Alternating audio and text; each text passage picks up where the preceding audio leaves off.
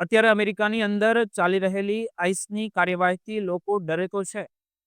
તમે એ કલ્પના કરો કે તમે કોઈ સ્ટોર પર કે અમેરિકામાં કોઈ રસ્તા ઉપર કોઈ વસ્તુ લેવા માટે તમારા ઘરથી બહાર નીકળ્યા છો, કામથી બહાર નીકળ્યા છો અને આઈસના અધિકારીઓને કંઈ પણ શક જાય અને તમને રોકે અને કદાચ તમે કાયદેસર અમેરિકાના નાગરિક હો અને તમે તેમાં ધ્યાન ન આપો અને નજરઅંદાજ કરીને ત્યાંથી ભાગવાનો પ્રયાસ કરો અને પછી તેને કંઈક એવું સૂઝે કે એ તમને તમારી પાસે આવીને ગોળી મારી દેતો, એવી જ એક ઘટના બની છે.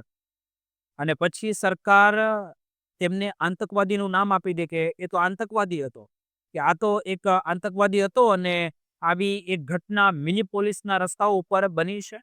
તેમની આપણે વાત કરીશું. મિનીપોલિસના રસ્તાઓ પર 37 વર્ષની એક માસૂમ મહિલા રેની નિકોલ ગુડ એમનું નામ છે અને તે આઈસના એજન્ટોએ તેમને ગોળી મારીને તેમની હત્યા કરી દીધી કહી શકાય.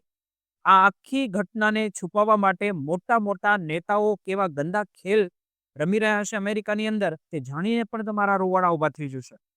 આજે હું તમને બતાવીશ કે કેવી રીતે એક સિંગલ શૂટિંગની ઘટનાએ અમેરિકામાં સિવિલ વોર જેવી સ્થિતિ પેદા કરી દીધી છે.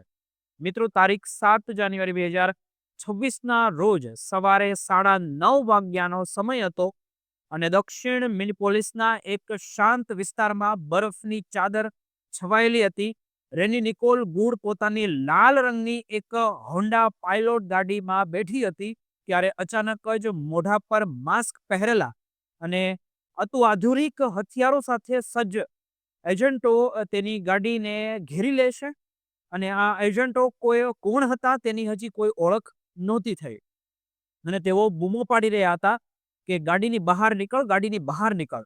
રેની થોડીક ડરી ગઈ અને તેણે પોતાની ગાડી પાછળ લેવાનો થોડો પ્રયાસ કર્યો ત્યારે એક એજન્ટે બારીમાંથી તેને પકડવાની કોશિશ કરી. જેવી રેનીએ ગાડી આગળ વધારી કે તરત જ પેલા એજન્ટે બિલકુલ નજીકથી કાચ તોડીને તેની ખોપરીમાં ગોળીઓ મારી દીધી અને રેનીનું ત્યાં જ કરુણ મોત નીપજ્યું. હવે આ મામલે રાજકારણ ગરમાયું છે કારણ કે હોમલેન્ડ સિક્યુરિટીના સેક્રેટરી ક્રિસ્ટિનોએ આ ઘટનાને આત્મરક્ષણ ગણાવી રહ્યા છે. તેમણે તો ત્યાં સુધી કહી દીધું કે રેની એક આતંકવાદી હતી અને તેણે એજન્ટોને મારી નાખવાનો પ્રયાસ કર્યો હતો. રાષ્ટ્રપતિ ટ્રમ્પે પણ સોશિયલ મીડિયા પર તેને પ્રોફાઇલિંગ આંદોલનકારી ગણાવી દીધું. પરંતુ સત્ય કંઈક અલગ જ છે. જે મિનીપોલિસના મેયર જેકબ ફ્રે અને પોલીસ ચીફ બ્રાયન ઓહારા બૂમો પાડી રહ્યા છે અને મેયર ફ્રે તો સરકારી નિવેદનનો સાવ કચરો અને બકવાસ ગણાવ્યા. કારણ કે તેને વિડીયો મળ્યો ત્યારે એમાં સ્પષ્ટ રીતે, હું તમને અહીંયા વિડીયો નથી બતાવી શકતો, વિડીયોમાં તમે જોઈ શકો, તમને મળી જાય તો ક્યાંય, તો તેમાં સ્પષ્ટ તમને દેખાશે કે એજન્ટનો કોઈ ખતરો નહોતો એજન્ટને. માત્ર રેની ત્યાંથી બચવા માંગતી હતી. રેની કોઈ ગુનેગાર નહોતી, પણ તે એક કવિ હતી, લેખિકા હતી અને 2 બાળકોની માતા હતી. તેના પરિવારના કહેવા પ્રમાણે તે માત્ર પાડોશીઓની મદદ કરવા માટે નીકળી હતી. હકીકતમાં અત્યારે અમેરિકામાં ઓપરેશન મેટ્રો સર્જ ચાલી રહ્યું છે, જેમાં 2000થી વધુ એજન્ટોને શહેરમાં ઉતારી દેવામાં આવ્યા છે. આ એજન્ટો ઘરની અંદર ઘૂસીને તપાસ કરી રહ્યા છે અને લોકોમાં ડરનો મોટો માહોલ પેદા થઈ રહ્યો છે. ગવર્નર ટીમ વોલ્ઝે પણ આક્ષેપ કર્યો છે કે ફેડરલ સરકાર જાણી જોઈને અરજદારકર્તાઓ ફેલાવી રહ્યા છે અને આ બધું સોમાલી સમુદાયને નિશાન બનાવવા માટે જ કરવામાં આવી રહ્યું છે. આ પહેલીવાર નથી થયું. આ પહેલા શિકાગોમાં પણ મેરીમાર માર્ટિનેઝ નામની એક મહિલા પર આવી જ રીતે ગોળીઓ ચલાવવામાં આવી હતી. ત્યાં પણ સરકારે ખોટું બોલવાનો મોટો પ્રયાસ કર્યો હતો કે ડ્રાઈવરે એજન્ટો પર ગાડી ચડાવી દીધી. પણ જ્યારે બાદમાં વિડીયો આવ્યો ત્યારે સત્ય બહાર આવ્યું. પરંતુ મિત્રો, અત્યારે ગ્રેગરી બોવિનો નામના એક કમાન્ડર આ આખા ઓપરેશનનું નેતૃત્વ કરી રહ્યા છે, જેઓ પોતાની આક્રમક શૈલી માટે જાણીતા છે.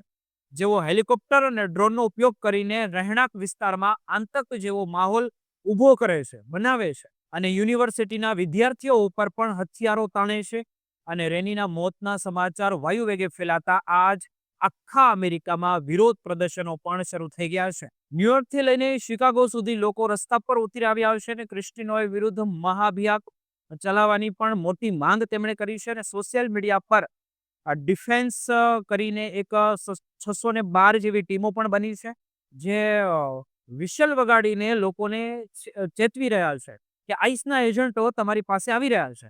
આ એક લડાઈ બની ગઈ છે સામાન્ય જનતા અને શક્તિશાળી સરકાર વચ્ચે.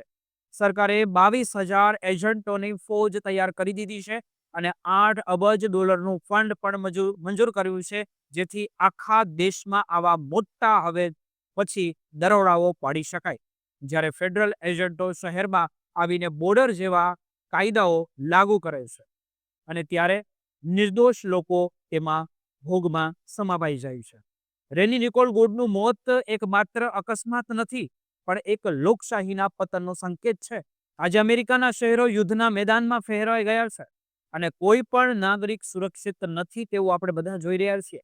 જ્યાં સુધી આ સરકાર દમનબંધ નહીં થાય ત્યાં સુધી આ આક્રોશ સમાવાનો જ નથી. લોકો પૂછી રહ્યા છે કે શું આ એ જ અમેરિકા છે જ્યાં માનવ અધિકારોની વાતો થતી હતી? અત્યારે મિનીપોલિસમાં શોકનો માહોલ ઊભો થયો છે, પણ સાથે સાથે ન્યાયની મોટી જ્વાળા પણ ભભૂકી ઉઠી છે.